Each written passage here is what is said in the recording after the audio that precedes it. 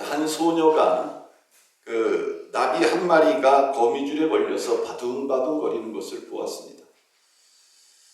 가시덤불을 헤치면서 들어가서 나비를 구했습니다. 나비가 날아가더니요, 이제 다시 이 소녀에게 옵니다. 이 소녀가 나비를 구하기 위해서 가시덤불을 헤치고 가다가 이 가시덤불 가시에 찔려가지고 팔에도 피가 나고 다리에도 피가 흘러내렸습니다. 날아간 줄 알았던 나비가 옆에 와가지고 순식간에 천사로 변합니다. 천사는 자기를 구해준 은혜에 감사하면서 소원이 뭐냐고 묻습니다. 내가 소원을 말하면 들어주겠다, 이렇게 이야기를 합니다. 이 세상에서 가장 행복한 사람이 되게 해주세요. 그때 천사가 이 어린 소녀의 귀에다 대고 뭐라고 소곤소곤거리고 사라져버립니다. 소녀는요, 평생을 이 땅에서 행복하게 삽니다. 어느덧 세월이 흘러서 백발의 할머니가 되고 임종의 때가 됐습니다. 사람들은 그녀에게 어떻게 인생을 그렇게 행복하게 살 수 있었는지 그 비결을 물었습니다. 할머니는 웃으면서 앞선 일을 들려줬습니다. 나비천사가 다가오더니 나에게 이렇게 속삭이는 거야. 구해줘서 고마워요. 소원을 들어드릴게요. 무슨 일을 당하든지 감사하다고 말하면 평생 행복하게 될 거예요. 그때부터 인생을 살면서 어떤 일을 만나든지 감사합니다, 감사합니다, 이렇게 말을 했다고 합니다. 그러자 인생이 행복한 삶이 되어졌다는 것입니다. 사실 천사가 내 소원을 들어준 건 아니야. 누구든지 만족할 줄 알고 매사에 감사하면 세상은 우리에게 행복을 주지. 이 말을 끝으로 할머니는 눈을 감고 세상을 떠났습니다.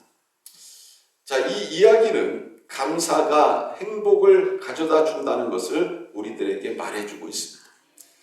오늘은 추수감사주일입니다. 영어로 Thanksgiving Day 이렇게 얘기를 해요. 뭐예요? 감사하는 날이라는 것입니다. 1년 중에 하루를 하나님 앞에 이렇게 감사할 수 있는 날로 세워주신 것이 얼마나 감사한지 모릅니다. 1년 동안 수확물과 추수할 수 있게 하신 하나님 앞에 감사하는 날, 이 날이 바로 추수감사주일입니다. 미국에서는요, 1년 중에 가장 큰 명절입니다. 부활절, 또 크리스마스와 더불어서 전 세계 개신교회에서 지켜지고 있는 개신교 3대 절기 중에 하나가 바로 추수감사주일입니다. 이 중에서 추수감사절을 공휴일로 지키는 나라가 두 나라가 있는데 바로 미국하고 카나다입니다. 추수감사절은 어떤 날이냐? 1년 동안 추수하게 하신 하나님, 또 우리들에게 수확물을 주신 하나님 앞에 감사하는 날이 바로 추수감사주일입니다. 데살로니가전서 5장에 보면 우리를 향하신 하나님의 뜻이 세 가지 있다고 말씀합니다. 항상 기뻐하라, 쉬지 말고 기도하라, 범사에 감사라는 것입니다. 하나님은 범사에 드리는 감사를 통해서 영광을 받으십니다. 범사에 우리가 감사하면 우리 신앙이 더 풍성하게 되고요, 우리의 삶에 기쁨이 주어집니다. 중세기 구라파에서 흑사병이 만연하게 되었습니다. 얼마나 무서운지요. 그 당시에 구라파의 3분의 1이 죽었습니다. 그런데 이상한 소문이 퍼지는 거예요. 이 흑사병을 퍼뜨린 사람들이 유대인이라는 것입니다. 그럴 만도 한 게 유대인들은요, 거의 피해를 보지 않았고 죽음을 보지 않았습니다. 유대인이 흑사병에 잘 감염되지 않았던 이유는 극히 간단합니다. 당시만 하더라도 이 유럽의 사람들은요, 아주 불결했습니다. 야만적이었고요. 위생관념이 거의 없어서 목욕하는 일이 거의 드물었습니다. 그 당시에 이 유럽 사람들은 비누가 무엇인지 서민들은요, 알지도 못했다고 합니다. 그러니 그 당시에 유럽 사람들이 얼마나 불결한 삶을 살았는지 우리는 능히 짐작할 수 있습니다. 자, 이에 비해서 유대인은 오래전부터 목욕을 하고 식사 전후에 손을 깨끗이 씻는 이런 습관이 있었습니다. 또 언제나 하나님 앞에 감사하고 가까이 지내야 하기 때문에 몸을 청결하게 했습니다. 이것은 종교적인 규칙이면서 신앙생활의 습관이었습니다. 평소에 몸을 깨끗하게 하는 것이 흑사병이 돌 때에 구원을 받았던 이런 원인이 된 것이었습니다. 이 유대인들의 어린이들은요, 이 칫솔질을 하기 전부터 일어나서 하나님 앞에 감사드리는 이런 교육을 받습니다. 또 부모가 의도적으로 어린아이들에게 하나님 앞에 감사하는 이러한 교육을 시킵니다. 이처럼 몸에 늘 감사하는 습관이 유대인들에게 배어 있습니다. 어떤 일을 만나든지 감사한다는 것, 이것은 굉장히 중요한 것입니다. 특별히 음식을 먹을 때 그 음식을 주신 하나님께 또 부모님께 감사하는 것은요, 굉장히 중요하다는 것입니다. 유대인들은 음식을 먹을 때 이 감사 기도를 드리지 않는 사람들은 무가치한 사람들이다, 이렇게 간주를 했습니다. 감사한 마음을 가지게 되는 것은 곧 남에게 감사함을 받을 수 있는 선행을 낳게 만든다고 유대인들은 생각을 했습니다. 자, 오늘날 이 마지막 때, 지금 말세라고 그러죠. 이 말세를 살고 있는 우리 시대 중에 특징 중 하나가 무엇이냐면 디모데후서 3장 2절에 말세 고통하는 때가 되면 사람들이 감사하지 않는다, 이렇게 말씀하고 있습니다. 이 말세의 특징 중에 하나가 뭐예요? 감사하지 않는다는 거예요. 로마서 1장 21절에 보면 하나님을 알되 하나님을 영화롭게도 아니하며 감사하지도 아니하고 오히려 그 생각이 허망하여지며 미련한 마음이 어두워졌다, 이렇게 말씀하고 있습니다. 그러나 성경은 오늘날 우리들에게 무엇을 말씀합니까? 범사에 감사하라, 이렇게 말씀하고 있습니다.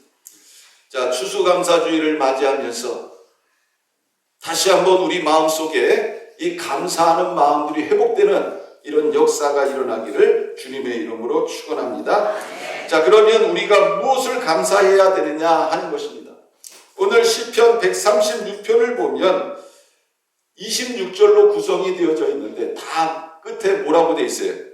감사하라, 감사하라, 감사하라, 이렇게 말씀하고 있습니다.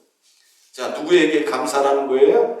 하나님께 감사하라, 이렇게 말씀하고 있습니다. 여러분, 이 감사는 사람들에게 동의를 구하지 않고요, 사람들에게 부탁하지도 않습니다. 이 감사라는 이 말씀은 하나님의 명령입니다. 또 하나님의 요구입니다. 감사는 내 감정과 내 상황에 따라서 하는 것이 아니라는 것입니다. 우리는 내가 어떤 형편에 처해 있든지 어떤 상황에 있든지 항상 감사해야 됨을 성경은 우리들에게 말씀하고 있습니다. 자, 그러면 하나님의 무엇에 대한 감사냐 이겁니다. 무엇 때문에 우리가 하나님 앞에 감사해야 되느냐 하는 거예요. 이 시편 오늘 본문 말씀에 보면 인자하심에 대해서 감사하라, 하나님의 인자하심에 대한 감사를 드려라, 이렇게 말씀하고 있습니다. 여러분, 이 인자하심을 헤세드라고 합니다. 모든 사건은 다 이 헤세드 안에서 이루어졌다는 것입니다. 그러기에 우리는 모든 신들 위에 뛰어난 하나님께 감사하라는 이 말씀을 우리는 기억해야 되는 것입니다. 시편 26편은 크게 감사에 대해서 몇 가지 주제로 나눌 수 있지만 오늘 추수감사주의를 맞이해서 21절에서 26절 말씀을 통해 같이 하나님이 주시는 은혜를 받고자 합니다. 자, 첫 번째로 땅을 기업으로 주신 하나님께 감사하라, 이렇게 말씀하고 있습니다. 자, 우리 21절 말씀 같이 한번 읽어볼까요? 자, 시작. 그들의 땅을 기업으로 주신 이에게 감사하라. 그 인자하심이 영원하미로다. 자, 만물을 창조하신 분이 누구지요? 하나님이십니다. 만물을 통치하시는 분도 하나님이십니다. 자, 이스라엘의 역사를 보면 하나님께서 그 갈대아 우리에서 살고 있는 아브라함이라는 사람을 택하십니다.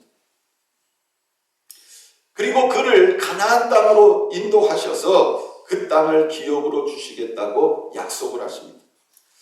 자, 그런데 아브라함이 가나안 땅에 들어와서 살면서 그가 평생에 차지했던 땅은요, 햇사람들에게 돈을 주고 산 막벨라 불밖에 없습니다. 그것도 자신의 아내가 죽었을 때 시신을 묻기 위해서 햇사람들에게 돈을 주고 그 동굴을 산 것입니다. 그 외에는요, 아브라함 평생에 소유한 가나안 땅이 없어요. 그리고 아브라함의 후손인 이삭, 또 이삭의 후손인 야곱도 마찬가지입니다. 그의 후손들이 다 가나안 땅에 살았지만 그들이 차지한 땅은 없었다는 것입니다. 후에 가나안 땅에 큰 기근이 듭니다. 애굽 땅도 마찬가지고요. 주변에 있는 다른 나라들에도 기근이 들었습니다. 이때 요셉이 애굽의 총리였습니다. 요셉이 가나안 땅에 살고 있는 자신의 가족들을 다 애굽에 속해 있는 고센 땅이라는 곳으로 이주를 시킵니다. 이 고센 땅은 굉장히 비옥한 땅이에요. 이곳에서 이제 야곱의 가족들이 삽니다. 그러면서 무려 몇 년을 살아요? 400년을 삽니다. 400년을 사는데 신분이 뭐예요? 종살이 하는 노예에 불과했다는 것입니다. 그 땅에 살면서 하나님은 그들에게 번성케 하셔서 숫자가 애굽을 나올 때는 200만 명이 넘는 이런 엄청난 숫자로 불어나게 되어집니다. 70명이 400년 동안에 걸쳐서 200만 명으로 늘어나는 이런 축복을 애굽 땅에서 하나님이 주신 것입니다. 그 후에 이스라엘 백성들이 가나안 땅에 들어가게 됩니다. 모세의 뒤를 이어서 지도자가 된 여호수아가 가나안 땅을 각 족속에게 분배를 해줍니다. 그런데 하나님이 약속하셨던 이 가나안 땅을 어느 왕 때 온전히 회복을 하느냐? 다윗 왕 때 하나님께서 약속하셨던 그 모든 가나안 땅을 다 회복하게 됩니다. 본문의 저자는 하나님께서 자신들이 머물 수 있게 된 땅을 주심에 대해서 감사하고 있습니다. 그 종 이스라엘에게 기업으로 주신 이에게 감사하라. 그 인자하심이 영원함이로다. 오늘날 우리에게는 하나님께서 대한민국이라는 이런 나라를 주셨습니다. 여러분, 인생을 살면서 내가 대한민국에 살고 있다는 이것으로 인해서 감사해 보신 적이 있습니까? 성경은 우리들에게 대한민국의 국민으로서 살고 있다는 것, 그리고 우리들에게 이 영토를 주신 것에 대해서 감사하라, 이렇게 말씀하고 있습니다. 그리고 우리 성도들은 더 나아가서 하나님 나라를 우리에게 기업으로 주신 것에 대해서 감사해야 된다는 것입니다. 자, 두 번째로는 비천한 우리를 기억해 주심에 대해서 감사해야 됩니다. 자, 우리 23절 말씀 같이 한번 읽어봅니다. 시작. 우리를 비천한 가운데서도 기억해 주신 이에게 감사하라. 그 인자하심이 영원함이로다. 자, 중국 고사에 이런 말이 있습니다.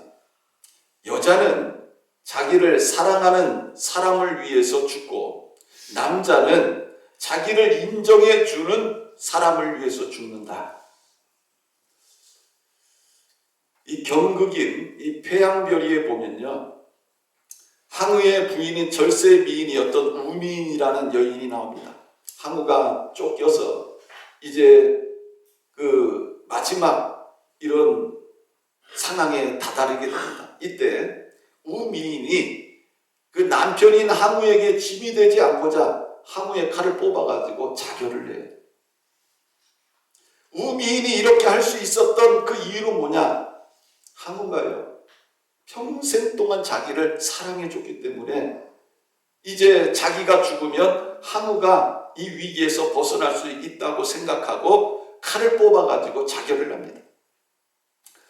우리가 이런 모습을 보면서 여인들은 진심으로 자신을 사랑하는 남자를 위해서 죽을 수도 있는 존재구나 하는 것을 우리가 다시 한번 깨닫게 됩니다. 또 남자는요, 자기를 인정해주는 사람을 위해서 모든 것을 건다는 것입니다. 제갈공명은 유비가 자신을 알아주었기 때문에, 또 한신은 유방이 자신을 인정해줬기 때문에 목숨을 걸고 충성을 합니다.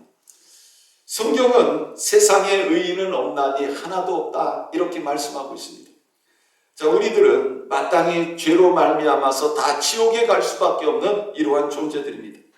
그런데 하나님께서 비천한 우리들을 위해서 독생자 예수 그리스도를 이 땅에 보내주신 거예요. 그리고 그 예수님께서 우리의 모든 죄와 허물을 대신 지시고 십자가에 못 박혀 돌아가셨습니다. 이 사건을 통해서 예수를 믿는 자마다 영생을 얻게 되고요, 하나님의 자녀가 되는 이런 축복을 받게 되어진 것입니다. 여러분, 나같이 비천한 자를 위해서 예수 그리스도께서 십자가에 못 박혀 돌아가신 거예요. 우리는 이 땅에 살면서 엄청난 은혜와 축복을 받은 사람들입니다. 그런 우리가 어떻게 해야 되겠습니까? 우리를 비천한 가운데서 구원해 주신 하나님 앞에 감사해야 하지 않겠습니까? 자, 세 번째로는요, 우리의 대적에서 건지신 하나님께 감사라고 말씀하고 있습니다. 자, 우리 24절 말씀 같이 한번 읽습니다. 시작. 우리를 우리의 대적에게서 건지신 이에게 감사하라. 그 인자하심이 영원하미로다. 자, 여러분, 인생을 살면서 나는 원수를 맺어본 적이 한 번도 없어요 하는 분 있습니까? 아마 없을 거예요. 인생을 살다 보면 사람과의 관계가 소원해지고 그러다 보면 본의 아니게 원수가 되는 이런 일들이 일어날 것입니다. 자, 그런 상황 속에서 여러분들은 어떤 경험을 하셨습니까? 원수에게 패했습니까? 아니면 원수에게 승리를 거뒀습니까? 제가 볼 때 여러분들이 지금 이 자리에 다 앉아 계신 것은요, 아마 다 원수들에게서 승리를 거두시고 이 자리에 앉아 계신 걸로 저는 생각이 듭니다. 맞습니까? 자, 다윗은요, 인생의 적들이 굉장히 많았어요. 그가 잘못한 게 없어요. 그런데 남도 아니고 자기 장인이에요. 자기 장인이 다윗을 죽이려고 10년 이상을 쫓아다닙니다. 여러분, 10년 이상을 도망자가 돼가지고 도망을 다닌다고 생각해 보세요. 기가 막힌 거예요. 어디 가서 발을 뻗고 제대로 잠자기도 힘들 겁니다. 늘 이 마음이 쫓긴다는 생각에 아마 병이 들 정도였을 것입니다. 다윗은 어떤 때는 사면초가에 빠졌을 때도 있었습니다. 그런데 그런 상황 속에서도 다윗은 하나님을 의지했고 하나님은 다윗을 도와주셨습니다.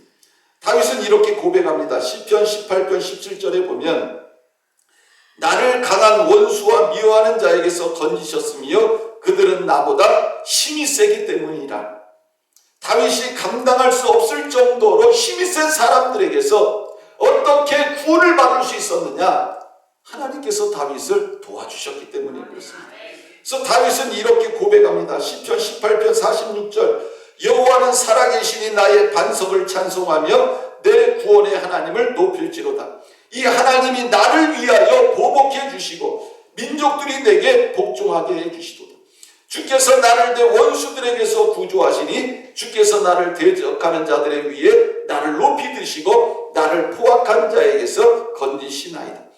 여호와여 이름으로 내가 이방 나라들 중에서 주께 감사하며 주의 이름을 찬송하리이다.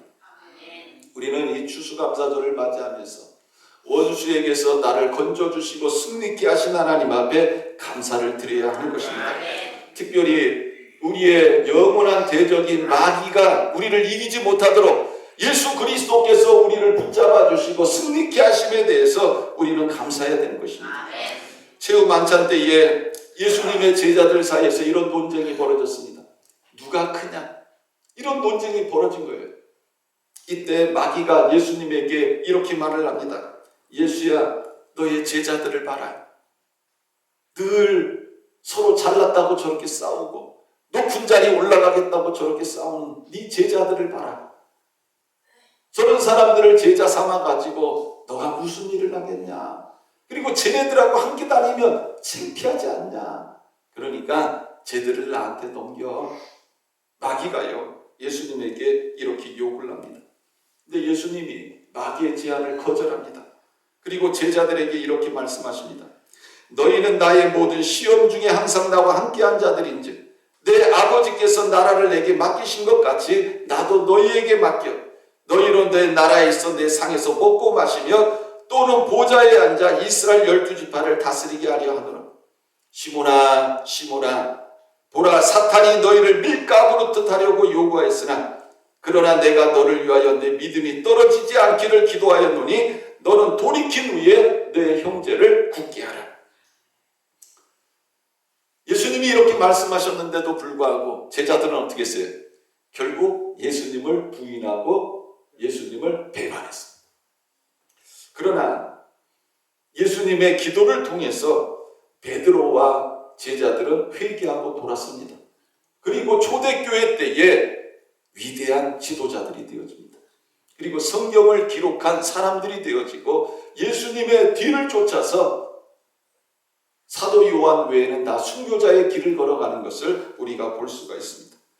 오늘날도 예수님은 하나님 우편에 앉으셔서 저와 여러분들을 위해서 기도하고 계시는 줄 믿으시길 바랍니다. 로마서 8장 34절 누가 정죄하리요? 죽으실 뿐 아니라 다시 살아나신 이는 그리스도 예수시니 그는 하나님 우편에 계신 자요 우리를 위하여 간구하는 자시니라. 예수님은 지금도 마귀가 우리를 이기지 못하도록, 죄가 우리를 이기지 못하도록 하나님 우편에 앉으셔서 우리를 위하여 기도하고 계십니다. 자, 네 번째로 먹을 양식을 주신 하나님 앞에 감사해야 합니다. 자, 우리 25절 말씀 같이 한번 읽겠습니다. 시작. 모든 육체에게 먹을 것을 주신 이에게 감사하라. 그 인자하심이 영원합니다. 자, 우리들에게 먹을 것을 주시는 분이 누구예요? 하나님이십니다. 사람이 봄에 씨를 뿌려요. 그리고 열심히 땀을 흘려가지고 곡식들을 돌보고 과일들을 돌봅니다.